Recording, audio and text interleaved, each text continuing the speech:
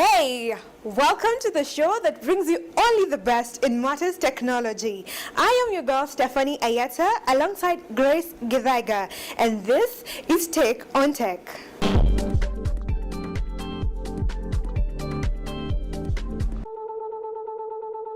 We have amazing stuff lined up for you from all over the world. We keep you updated with what's happening around the world in matters technology. This is Tech News.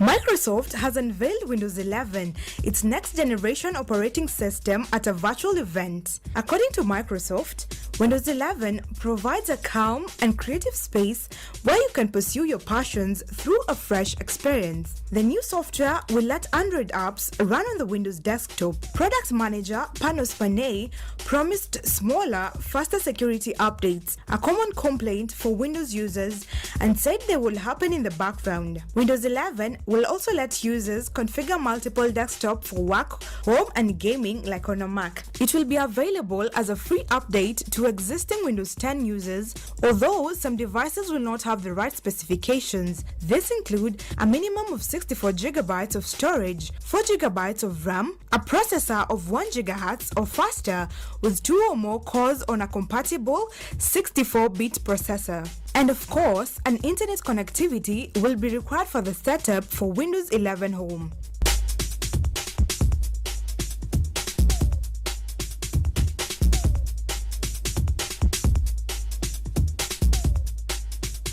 Samsung's next Galaxy Watch has a whole new Google look. Its new Google co-designed operating system and interface is called One UI Watch. All that Samsung has shown for now is the software interface.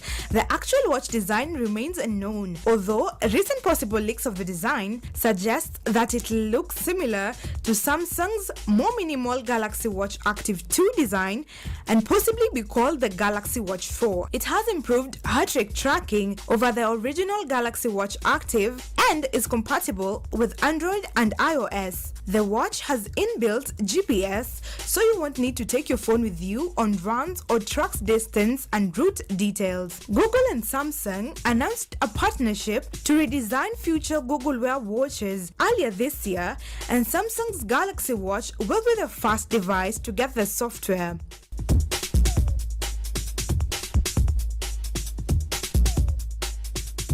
Juno is a paid-for app that connects parents directly to qualified pediatricians and midwives. The app empowers parents to manage common conditions with confidence. Its live chat function allows parents to discuss their child's issue with a pediatrician for a diagnosis. An increasing number of new parents are turning to technology to help them in the new chapter of their life. The global baby monitor market is blooming. The smart baby monitor market was valued at $989.38 million in 2020 and is projected to reach $1,815.31 million by 2028. The app tracks a baby's sleeping patterns, plays lullabies, nature sounds, and gentle white noises to help soothe the baby back to sleep. It includes artificial intelligence software that tracks and remembers the particular sounds that helps the baby resettle and sleep faster.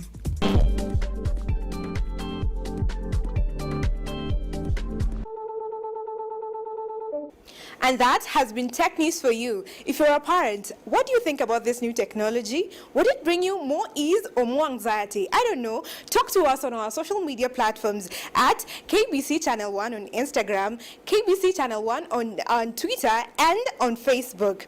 So, moving on to Tech of the Week. Last week we asked you to tell us what you want featured, and this is what we have for you. Electric cars. Did you know that they're in Kenya? Well, drivers are complaining about fuel prices in Kenya, but some are living their life. Nissan Leaf is a good choice for an electric vehicle because of its strong performance and sleek design. It goes for around £21,951. The Nissan Leaf stands out with its angular front end, smooth grille-less bumper, and optional contrasting roof. Unlike some electric cars, the Nissan Leaf is perfectly capable of heading far enough away for a weekend break with friends. The standard 150 HP model can manage 168 miles between charges, while the top of the range 217 HP Leaf E Plus can manage as many as 239 miles. The electric motor is almost silent when you're cruising along, which helps the Nissan Leaf cope well with motorway's journey for a relatively small car. You won't hear a great deal of wind or tire noise at speed either, and it softens bumps really nicely too. The Leaf has 2 charging points. The fast charger, which takes around 45 to 60 minutes to fully charge. The other is the rapid charger that takes about 7.5 hours to fully charge from empty. Every Nissan Leaf comes with an 8-inch touchscreen infotainment system with an easy-to-use satellite navigation as standard. It can do extra things like show you nearby charging spots and plan routes with a stopover for recharging the battery if needs be. If you're an Apple CarPlay or Android Auto fan, then you can circumvent some of the Nissan Leaf's infotainment quirks by using those instead. Both are fitted as standard and let you use the navigation and music streaming apps on your phone through the car's built-in screen instead. In fact, you can control some of the Leaf's function such as heating and cooling, as well as see various bits of info about the car via an app using your smartphone too. If you're looking for an entertaining and unique car to drive, then Nissan Leaf is the car for you.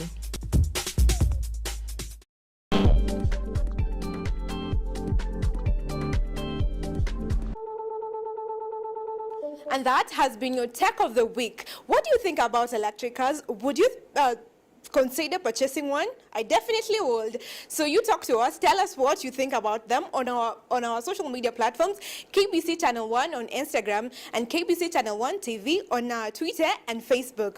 Moving on, we've come to the interview segment with Grace Githaiga. She has amazing guests lined up for you who will talk to you about artificial intelligence. Have you ever been in a place, talk to a friend, maybe on WhatsApp, about, I don't know, traveling to Mombasa, going for a vacation, and then the next minute when you go to Facebook, the first thing you see are adverts on Mombasa Beach, whatever. Well, we got you covered on this interview. Thank you so much, Stephanie Ayieta, for that introduction. As you have indicated rightly, today we are discussing artificial intelligence and the future of business innovation in Kenya, and so we'll be joined by, next to me here, Tim Oriedo.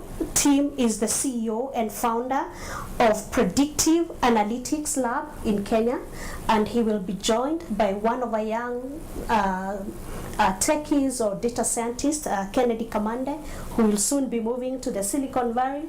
We celebrate you, Kennedy. So straight away, we want to understand, what is this artificial intelligence? How is it affecting our lives, especially post-COVID, or in the next norm? How is artificial intelligence going to accelerate our business and innovation? But I think we start with the basics. So Tim, please start by just defining for us what artificial intelligence is all about. Okay. Yeah, thank you, Grace, and thank you for hosting us in your lovely, fantastic show that educates Kenyans on the matters technology. So if I might just take you back to the basics, artificial intelligence is one of the stack of technologies that sit under what we call the fourth industrial revolution technologies.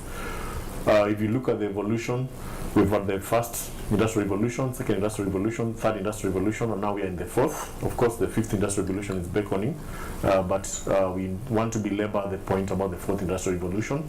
So why are we talking about artificial intelligence is the fact that in the third industrial revolution, we had a lot of digitalization that was happening. So we had a lot of infrastructure being transformed from analog to digital.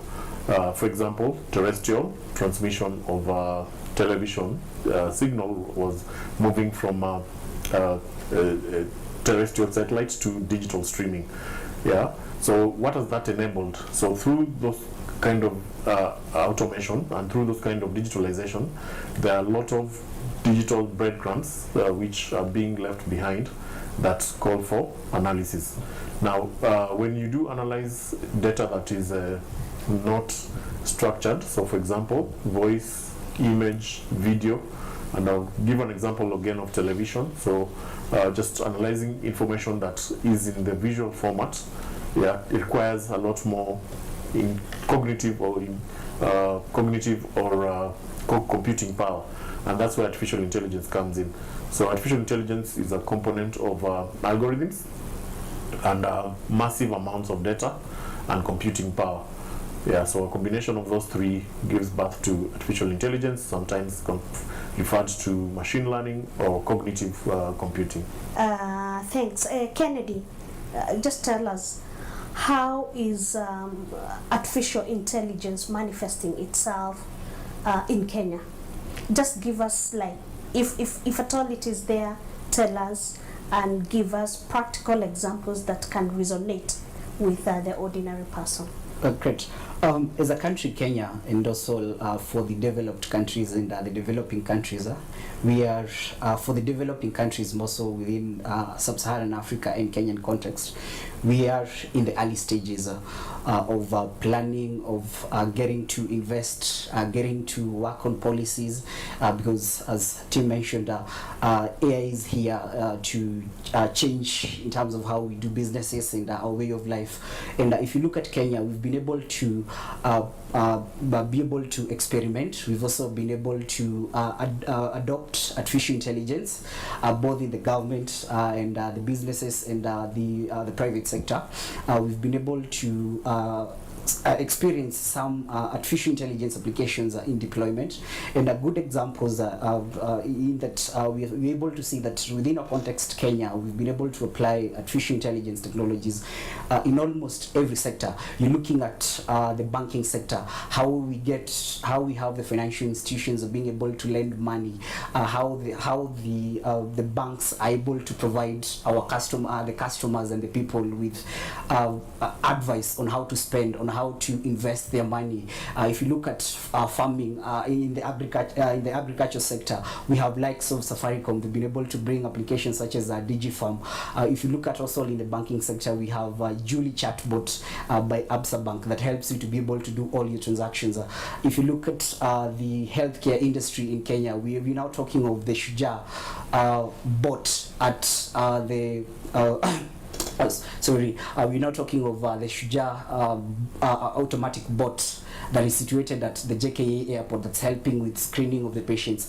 We could go on and on, but in that we have very many applications of artificial intelligence. We're now even seeing in the education sector, whereby we're coming up with applications that are able to help our learners in the various institutions are able to learn. If you look at the transport sector, how Uber, how Bolt and other mobility companies in Kenya, how they're able to improve customer experiences, how they're able to match you with the nearest driver and all of these. So in our context as a country, Kenya, we are already applying and using applications of artificial intelligence knowingly and unknowingly. And also if you look at the government, we're now talking of the blockchain the blockchain and artificial intelligence task force that has recommended that in forthcoming elections we should have a blockchain powered election. We're now talking of, if it's the affordable housing, we have the Bomayangu platform. It's being it's utilizing artificial intelligence and blockchain so that it's able to allocate those houses to the users. So there are very many examples, and as a country, what we could say, we are in those early stages of realizing, yes, artificial intelligence is here with us. We can be able to use it to be able to derive value from our businesses and solve problems, and we are in those early stages of building, experimenting, deploying, and also looking at what are the challenges with this AI. So that's where we are as a country, and also as Africa, in the developing countries. Now, earlier on in the program, Tim, you did intimate about how artificial intelligence is being used in business, and I think would you tell us how then this artificial intelligence is powering or impacting or transforming businesses? Or transforming modern business innovations and operations in Kenya. Okay. Yeah, so largely by way of artificial intelligence and looking at the context of businesses, the philosophy is a shift. Yeah. So traditionally, most of the business systems, when they do the measurement of the business performance, it's almost been in hindsight. That's what the balance sheet does. Yeah, that's what a SWOT analysis will do. You look at the strengths, weaknesses, opportunities, threats, and also all the other bespoke measurement tools are used in measuring businesses. So we call that detection and repairing. Yeah. So what will happen is you look at the performance of a business historically, you'll be able to detect that there's been an issue in one of the business performance KPIs, for example, profitability, yeah, or customer satisfaction. Yeah. So then you seek to rectify the default or the anomaly that has happened based on the performance of the business. But now with artificial intelligence, it doesn't focus on the historical happenings, it focuses on the future. So the shift in philosophy is a shift towards what we call predicting and preventing. Yeah.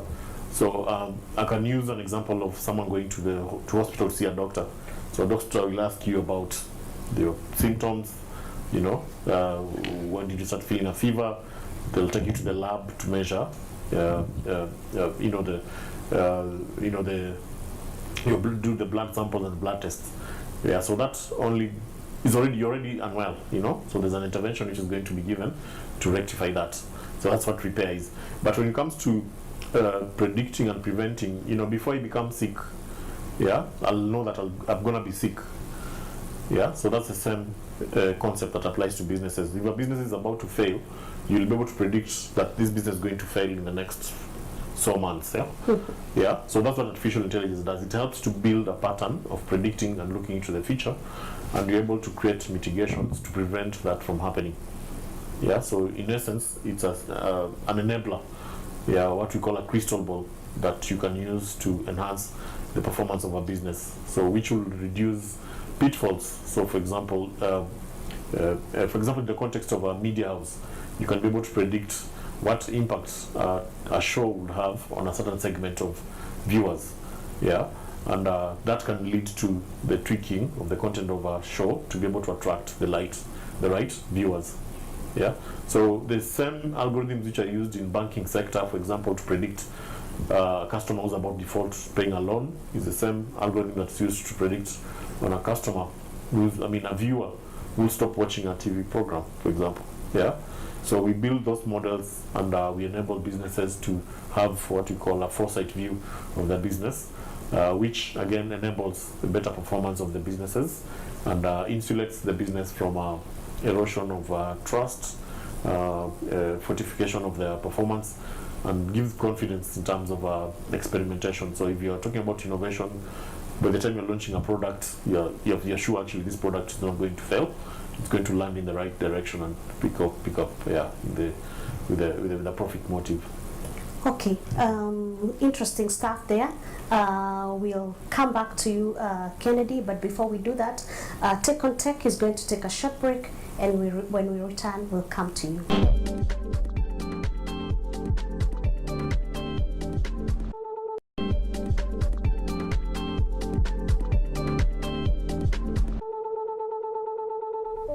You're watching Tech on Tech, a weekly show that comes to you via KBC Channel 1, and it's a show that discusses technological concepts and debates and brings you a panel of experts who breaks down the issues.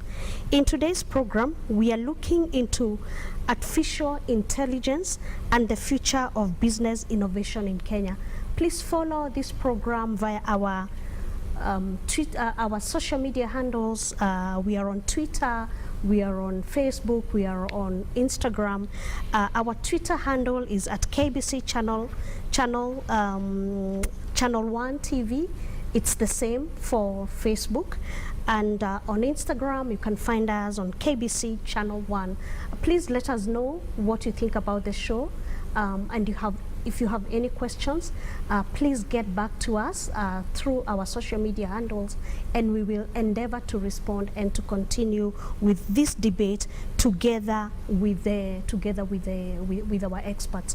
And we have Team Oriedo and Kennedy Kamande helping us break down this issue. Now, Kennedy, earlier on in the program, you did indicate that we are still at an early stage of utilizing artificial intelligence in Kenya. So what's your comment? Is there a readiness towards realizing the true benefits of artificial intelligence? Great. That's a fantastic and great question.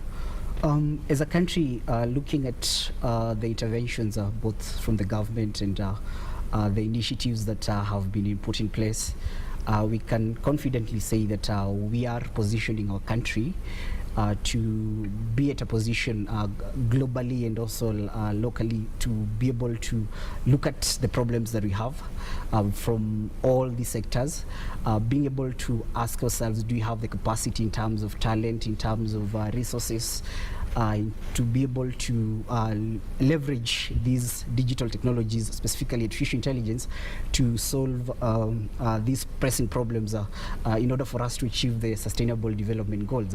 And looking at, when we talk of the interventions both from the government and the initiatives that we've taken, what is it that tells us that we are ready, or we're moving in that direction?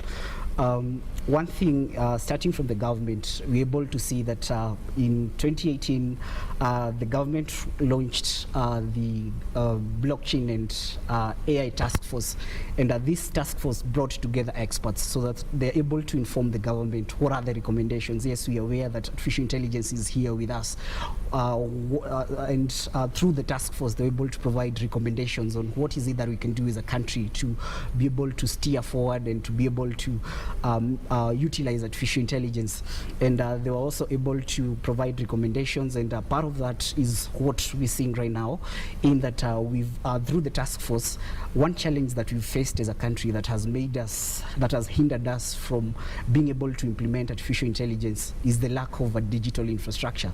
By that we mean, if you look at most of our data, both private, both and public, and the government data, it's in private silos and it's in unstructured formats. It's in a way that we cannot use it.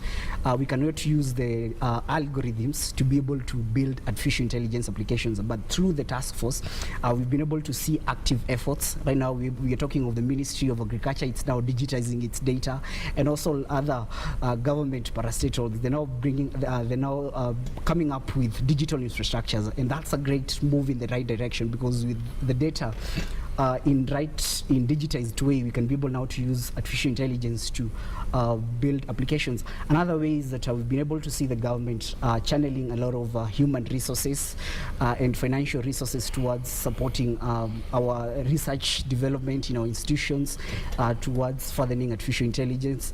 We've also been able to see the government trying to create that synergy and ties between the communities, the developer communities in artificial intelligence, the academic research, and the talent, to try and bring them together, and also tying the same with the political leadership. Because a good example is when some time back, when there was a proposal that we could have a blockchain-powered elections, there was negative criticism from the government, and that's a hurdle. And when you're talking of being ready, it means we have to also create ties and have working relations, and that's something that the government is greatly doing that, and we can see that all the stakeholders are really coming together.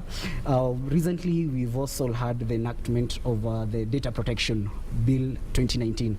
How is that significant, and how does that show us that we are ready towards harnessing AI? If you look at the Data Protection Act, it's heavily addressing data privacy issues, but also indirectly, it's also addressing issues related to AI governance. And like I mentioned before, there are also the dangers with implementing artificial intelligence. So that Data Protection Act and other policy engagements and discussions that are ongoing within with the stakeholders involved, I think, and also the springing up of various tech communities that are coming up. I think those are ways and signals that can tell us as a country that we are in the right direction in terms of what we're doing, and towards ensuring that we're able to solve our problems using AI, and we are ready for an AI-powered future. When you talk about local examples or the opportunities that we have, you may want to comment about that, but there was that story of the Thekakamega twins. Somebody commented that it's artificial intelligence that was used to match them. Yeah. I think that's a practical example that Wanjiku can identify with. Is there any truth in that? Yeah, it is. And when you talk about artificial intelligence as a technology that we are walking around with, so you're walking with it in your hands. The social media platforms that you use a lot of that. Yeah, so there are algorithms, like Kennedy was talking about, one of the algorithms that's used for matching you when you want to take a ride. There's also an algorithm that is used to recognize, so it's called the graph network analysis. So it's used to recognize a network of friends, and it can correlate that this friend is related to this friend. Yeah, so in the case of the Thekakamega twins, basically what happened is that Facebook were using different algorithms, but the prominent one was the facial recognition algorithm. Of course, their facial features were the same. Yeah, and when they went to Facebook, you can see this photo looks same to this. If you post a photo of your friend, it will auto tag. Yeah, so that story came out just about 3 months after Facebook had run some campaign where they were asking people to post their old photos how they were looking like 10 years ago. So what people didn't know, they were innocently training. So we call it training. So when you feed data to a model, to an algorithm, you're training it to help it to become better in predicting outcomes. So what people didn't know is they were training the Facebook algorithm to be more intelligent, so that it can be able to predict. If you show it a photo, the same way you teach a child that this is a spoon, this is a fork, this is a knife, that's the same way those models learn. So in the area of the Facebook, they've been using that technology to create societal impact. And I even doubt that Facebook itself knew that it's been able to match those two girls. Yeah, and when the story broke out in the media, of course, it came to their attention. But if it didn't happen that way, then you can imagine how much more impact happens. So businesses are benefiting a lot. There's what we call customer acquisition. Yeah, so Facebook has helped a lot of businesses through its algorithms to pair. So when we are talking, for example, you have your phone and you're talking about taking a trip to Mombasa. So when you go to Facebook, you'll start seeing adverts around Mombasa. Yeah, so it's a functional way of showing you how artificial intelligence helps you help in making decisions by bringing the information to you, and then you can be able to make the appropriate choice. Wow, that's interesting, Tim. Now I know next time I see that on Facebook, who will marry you, when will you die, how will you look when you are 90. So then at least I know that I'm helping in training this model of artificial intelligence. I'm feeding data to make it more perfect in order that it can predict. So that's it for our segment of the interview today. Interesting debate on artificial intelligence and the future of business innovation in this country. I think we've just, what we've done is very little, and I think at some point we'll need to come and continue this debate. So over to you. I want to thank Kennedy and Tim for gracing the interview, and over to you, Stephanie.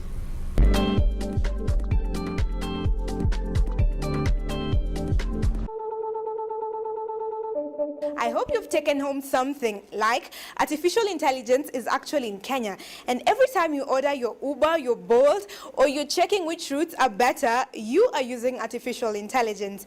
And now we move on to our Innovators Club, where we feature the young minds who have started up great things on technology. And this week we featured this. So we are at EdTech Festival 2021. This is a festival for the kids where they come together, they interact not only with each other but with technology and science. They learn while having fun. Here is a sneak peek of how it went down. It has been said that technology is the future and that children belong to the future, but this did not seem like the case at EdTech Festival. Or maybe we might just be in the future because technology is already here and the children are in it. Parents came in with their kids at different intervals at the venue from 10 a.m. to 2 p.m. It was a mix of fun and learning. The 5 to 18-year-olds explored the exciting world of artificial intelligence, science experiments, coding demos, virtual reality, robotics, and video games. The kids could barely hide their joy and excitement. STEM Cafe, which seeks to boost the children's imagination and creative confidence, together with eLimu, which seeks to make learning more engaging for the kids, partnered with iHub to bring this event. eLimu gave the parents and kids a taste of the fun and accessible education that they provide to the curious children on their websites and applications. This was fascinating to the parents to come to the knowledge that their children can use technology to do constructive activities such as engage in fun learning and play games that challenge their minds instead of using YouTube throughout. Parents also left the event with the knowledge on data privacy and the importance of securing the information of their children from online predators. The virtual reality game, PlayStation games, 3D printing are among the other activities the kids engaged in. The event was interesting for the kids and enlightening to the parents.